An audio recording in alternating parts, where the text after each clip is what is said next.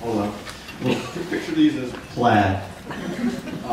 My connection with Holt goes back to the early 70s, I guess, and took a couple of his sculpture classes, and then shortly after that went off on my coming-of-age trip and sailed to Europe, and vaguely knew when his birthday was, and decided I'd send him a postcard wishing him happy birthday. And so I put a postcard, I think I had even forgotten when his birthday actually was, but I put a postcard in a small town mailbox somewhere in Spain, and sure enough, it arrived on his birthday. And that was our first real connection, I guess, and that kind of led me into a long friendship with Holt. And I think we both kind of influenced each other in various ways. He took me into his little back room at the back of the foundry where he was, I kind of never got into the bronze thing. I considered a bronzini because I took his bronze class, but I got into the terrazzini, I guess. So he taught me about terrazzo, and I became, the last 10 or 15 years of my life have been making concrete things. So I have to thank him for that. I think he would thank me for influencing him, and I found a train set at a garage sale on a piece of 4x8 sheet of plywood, and sort of presented this to him. I said, well, you know, I always wanted to have a train, but I don't know how this really works. What do you think? And I sent him home with it, a bunch of boxes of train cars, and this fairly simple little layout on a 4x8 sheet of plywood.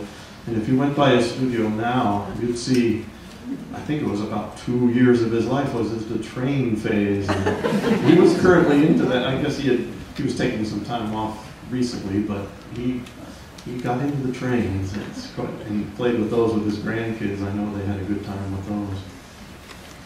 So the last thing, I guess, the part that I enjoyed about sharing time with Holt was our lunches. He would always come by on Thursday afternoon for over the years, and we'd have a Japanese lunch or Chinese lunch somewhere and just discuss nuts and bolts or life in general. And the last lunch we had was a couple weeks before he passed on, and he got a chance to tell me he loved me and say, he kind of sensed that it was time to say something, and he did, and I got to reciprocate and tell him I loved him, and it was great closure there. Thank you.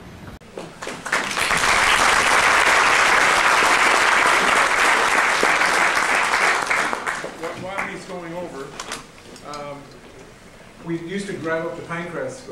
Perry Walker, who taught speech here, Holt and I, in the Volkswagen van. I had one, and Holt had one, and we'd chain. And we would laugh so hard, and I cannot remember anything that we'd said, any joke. But we would laugh so hard, by the time we got to Pinecrest, we'd be just hurting.